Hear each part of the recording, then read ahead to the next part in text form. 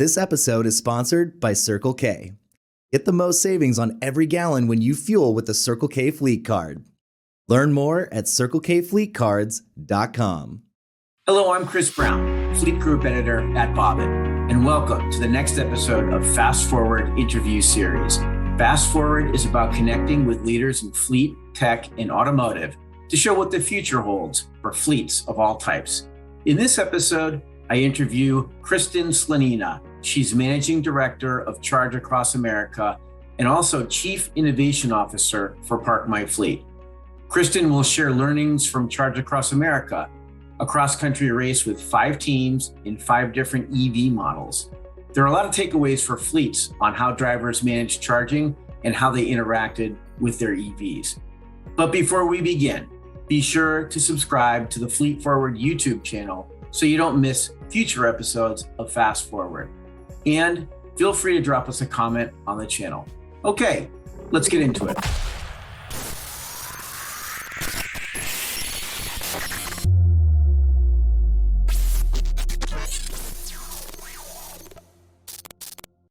Hi, Kristin. Well, welcome to the next edition of Fast Forward. Thanks, Chris. I'm really happy to be here. Great.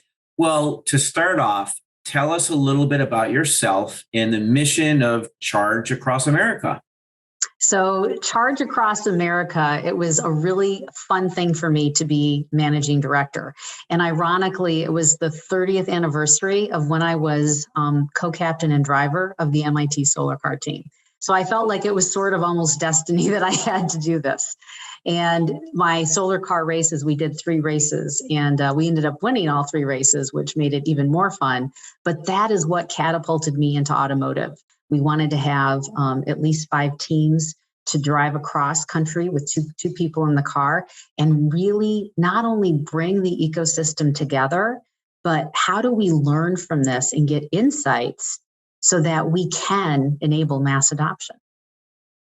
Okay, great. Well, as you know, we're all about fleets, corporate, commercial, government fleets, and they're really just beginning their electrification journey. So during Charge Across America, you collected some invaluable data and real world feedback in kind of a short amount of time. So real quick, just tell us the parameters of the race, and then we'll get into some of the findings.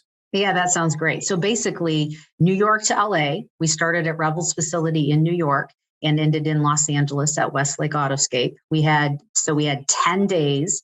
We had the 5 vehicles, and I myself drove the Tesla every single mile, the 3,300 miles from New York to LA. And because I personally wanted to experience it as well, like on the road. Granted, I did do a different infrastructure because all the 5 race vehicles, to make it fair, they were all non-Teslas. So they used all the non-Tesla infrastructure. But me being there and seeing firsthand what they experienced was extremely enlightening, as well as what I experienced in the Tesla with the different infrastructure. Okay, so you had was it a Model S or a 3 or? Model Y. A Model Y. Okay, and what were the other 4 vehicles? So we actually had 2 Porsche Taycans, we had a Mustang Mach-E, we had a Polestar, and we had an ID4. So let's get into it.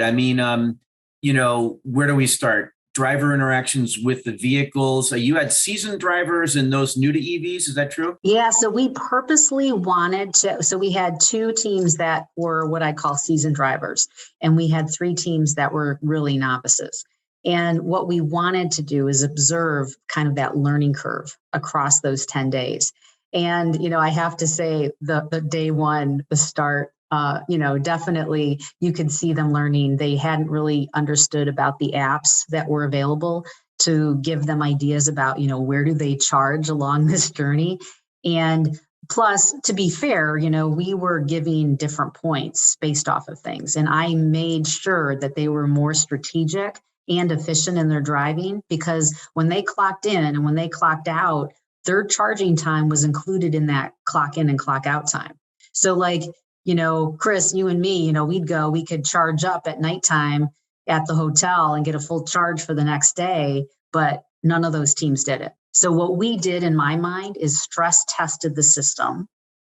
I wanted to encourage efficiency and strategic decision making. Because for me, it's my nerdy side, right? For me, that's what this race was about, not just about who's going to do the fastest time. And we had telematics in the car to ensure that there was no speeding, and also if there was any safety issues that we would know where people were. So what are some of the issues with charging and charging infrastructure that you see can come up now that you've had to access public charging? I mean, are there enough stations out there, or? So one thing that we absolutely proved is that this is possible today. We did it, right? We had 6 electric cars do the same route, right? We did it. And one of the things that the drivers noticed in terms of the infrastructure is that, obviously they're in a race. So there was frustration when they went up to a charger and it wasn't really putting the output that it was rated at. So if it's a 150 kilowatt charger, that's their expectation, right? They're in a race, time is of the essence. So if they're only pulling 30, then they're like, well, this is bad. So then they go to another one. And, so having consistency and of the chargers, maintenance to make sure that they are maintained and that their output is what their stated output shows, not only on the app itself, but on the actual charging unit. What percentage of times do you think that happened where you had issues with the charger itself? I would say it was a very high percent of the time. Oh, really? The drivers were frustrated. I would say it was about 40% of the time when it was not the kilowatt rating that it was supposed to be. Okay. And how long were the dwell times for charging? I mean, you needed to get back on the road. It was a race, right? Yes. So in majority of them, their strategy was to charge anywhere from 10 to 25 minutes. There was different strategies from the teams and different capabilities of the cars. So the 2 expert teams really had a good idea of that charging curve and where they would get their max charge. And then they would stop at the max charge and drive because they wanted to optimize their time in terms of charging. Now, what's interesting is that my 3 teams who really hadn't driven an EV, it was amazing how fast they really started feeling comfortable. About halfway through the race, they started, I'd say they felt at one with their car. They were like, they liked their car now. They were getting the hang of it. They understood its limitations. We had a couple people who were pushing it to the limit, and they were literally rolled into neutral with 0 charge left. So no one ran out of charge.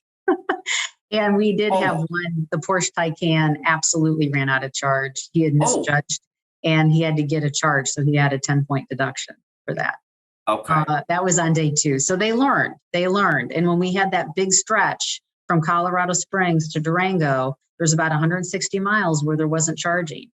And I let them all know because I said, you need to plan in advance for this because the only opportunity was that for them to get a tow. And that would have been really detrimental for them in the race. So, they all did it. They planned it and they did it. Was that stretch the longest stretch? Yes. It was. Okay. So 160. That was the longest stretch without the charging.